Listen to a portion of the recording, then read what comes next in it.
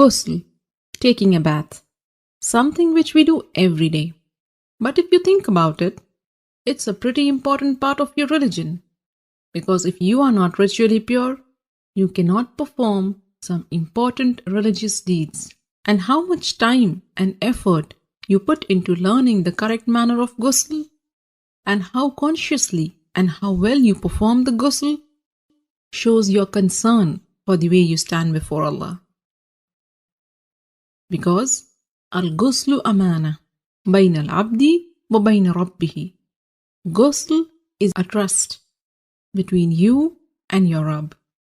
And we really can't emphasize the importance of ghusl enough.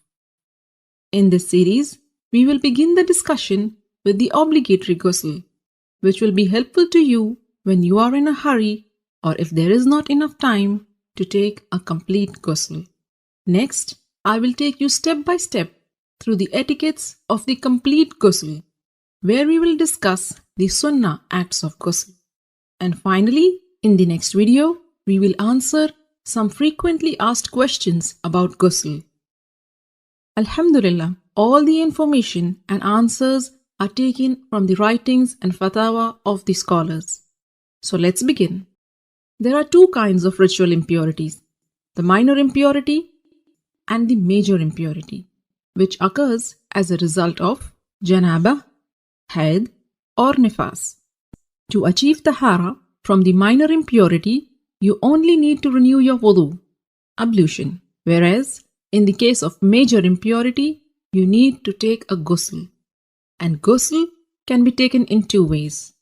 A complete ghusl with all the sunnahs of the Prophet, and a partial or a sufficient ghusl, which means only doing what is obligatory to free yourself from the ritual impurity. So what are these obligatory acts of ghusl?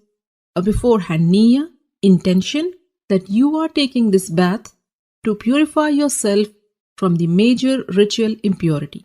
Rinsing your mouth and nose, and letting water run over your entire body at least once. Make sure it reaches every part of it, even your scalp under the thick hair. If you manage to do this much, then you have purified yourself from the major ritual impurity. As for the complete ghusl, and this is the mustahab one, and it is how the Prophet ﷺ took a bath. And this is how you do it. Begin with an intention to purify yourself from the major impurity. Then say Bismillah. Wash your hands 3 times. Then with your left hand, wash your private parts and anywhere else that is contaminated with traces of impurity. Then make a complete wudu, just as you would for prayers. Then pour water over your head 3 times, rubbing and making sure that it thoroughly reaches your scalp. Some scholars said 3 times means once on the right, next on the left, and then in the center.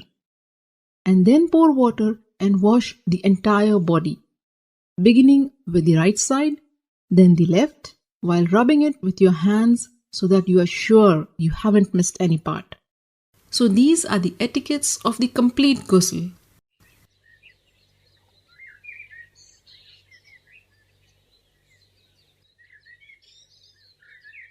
Ghusl essentially means letting water run over every part of your body.